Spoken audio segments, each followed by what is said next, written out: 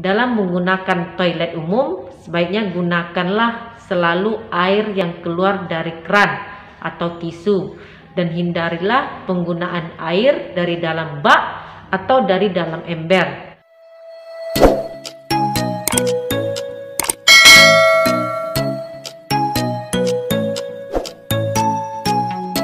Assalamualaikum warahmatullahi wabarakatuh. Kista Bartholin bisa menyerang pada umur berapapun, namun masalah kista Bartholin ini sering ditemui pada wanita muda, yang umumnya terjadi pada wanita muda yang berusia 20-35 tahun, yaitu pada masa reproduksi, terutama pada wanita yang belum pernah hamil atau baru hamil sekali, di mana hormon estrogen pada usia reproduksi ini masih berfungsi dengan baik. Karena kecenderungan terjadinya penyakit kista Bartholin ini semakin meningkat, maka di video ini saya Devi Febriani, perawat kamar bedah, akan membahas mengenai beberapa hal pencegahan yang mungkin bisa dilakukan agar penyakit kista Bartholin ini tidak dialami. Penyebab dari kista Bartholin ini adalah akibat dari penyumbatan pada saluran kelenjar Bartholin yang menyebabkan terjadinya akumulasi cairan. Penyebab penyumbatan ini diduga akibat infeksi atau adanya pertumbuhan kulit pada penutup saluran kelenjar Bartholin.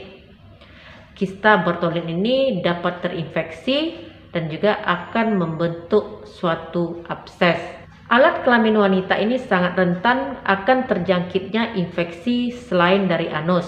Untuk itu sangat disarankan seseorang wanita untuk menjaga dan merawat alat genitalianya agar tidak terjadi infeksi dan terjangkit oleh bakteri agar terhindar dari infeksi, baik itu merupakan bakteri umum maupun bakteri yang menyebabkan penyakit menular seperti GO atau Chlamydia.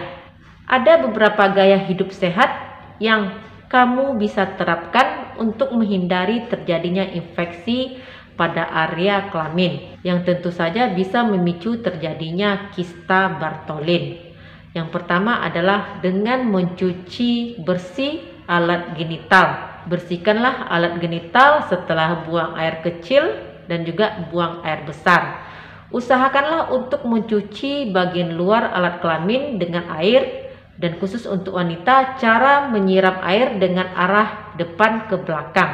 Hal ini untuk mencegah masuknya kuman dari anus ke misfi. Yang kedua adalah dengan menjaga pakaian dalam.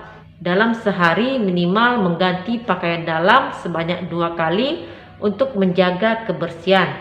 Selain itu pilihlah bahan celana dalam yang dapat menyerap keringat, karena bahan yang tidak dapat menyerap keringat akan menyebabkan celana dalam lembab sehingga jamur bisa menempel ke alat kelamin. Hindarilah untuk bertukar pakaian dalam dengan orang lain, walaupun dengan keluarga sendiri, karena setiap orang memiliki kondisi kelamin yang berbeda-beda. Yang ketiga adalah cara penggunaan toilet. Dalam menggunakan toilet umum, sebaiknya gunakanlah selalu air yang keluar dari keran atau tisu dan hindarilah penggunaan air dari dalam bak atau dari dalam ember, karena menurut beberapa penelitian air yang tergenang di toilet umum ini mengandung 70% jamur penyebab keputihan dan rasa gatal pada misfi. Yang keempat adalah kamu harus merawat rambut yang tumbuh di daerah alat genital. Hindarilah untuk membersihkan bulu di sekitar kemaluan dengan cara mencabutnya, karena akan ada lubang pada bekas bulu yang dicabut, dan lubang tersebut akan menjadi jalan masuknya dari bakteri, kuman, dan jamur yang selanjutnya dapat menimbulkan iritasi dan juga penyakit kulit. Perawatan bulu kemaluan yang disarankan adalah dengan cara dirapikan saja dengan menggunakan gunting atau dicukur dengan menggunakan alat cukur elektrik, tapi sebelumnya menggunakan busa sabun terlebih dahulu. Yang kelima adalah penggunaan panty liner. Pemakaian panty liner sangat tidak dianjurkan digunakan setiap hari. Sebaiknya panty liner ini hanya digunakan ketika terjadi keputihan dan akan lebih baik jika membawa celana dalam untuk penggantinya daripada menggunakan panty liner setiap hari. Yang keenam adalah hindari menggunakan celana dalam dan celana jeans yang ketat. Memakai celana dalam dan juga celana jeans yang ketat ini akan menyebabkan kulit susah untuk bernapas dan akhirnya akan menyebabkan daerah tersebut berkeringat, lembab, mudah terkena jamur dan teriritasi. Yang ketujuh adalah hindari untuk menyemprot minyak wangi atau parfum ke dalam Miss V. Wanita modern saat ini ingin selalu tampil sempurna termasuk di wilayah pribadinya. Saat ini banyak sekali produk-produk antiseptik khusus Miss V yang biasa membuat Miss V selalu bersih dan wangi. Namun pemakaian antiseptik yang terlalu sering tidaklah baik. Antiseptik ini dapat membunuh bakteri di sekitar Miss V, termasuk bakteri yang menguntungkan. Dan apabila digunakan dalam dosis yang terlalu sering, maka zat antiseptik tersebut akan dapat mengakibatkan terjadinya iritasi pada kulit bibir Miss V yang sangat lembut. Yang kedelapan yang harus kamu perhatikan adalah mengganti balutan saat menstruasi. Bagi para wanita yang lagi menstruasi atau haid, agar tidak malas untuk mengganti balutan, karena ketika menstruasi, kuman-kuman mudah untuk masuk dari pembalut yang sudah ada.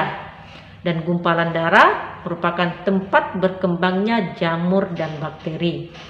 Usahakanlah untuk mengganti setiap 4 jam sekali atau 2-3 kali dalam sehari, atau setiap 3 kali merasa nyaman lagi.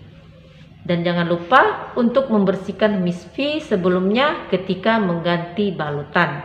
Yang terakhir adalah dengan melakukan pemeriksaan rutin. Usahakan untuk selalu melakukan pemeriksaan rutin pada area alat genital.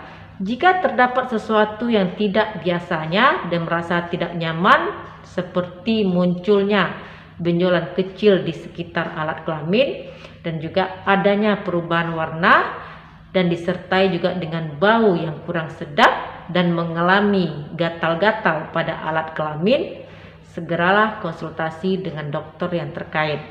Demikian sedikit informasi dari saya, semoga sedikit membantu. Terima kasih sudah menonton. Jangan lupa untuk di like, komen, dan di subscribe, share ke media sosial kamu agar teman-teman kamu juga mendapatkan manfaat dari video ini. Stay healthy. Assalamualaikum.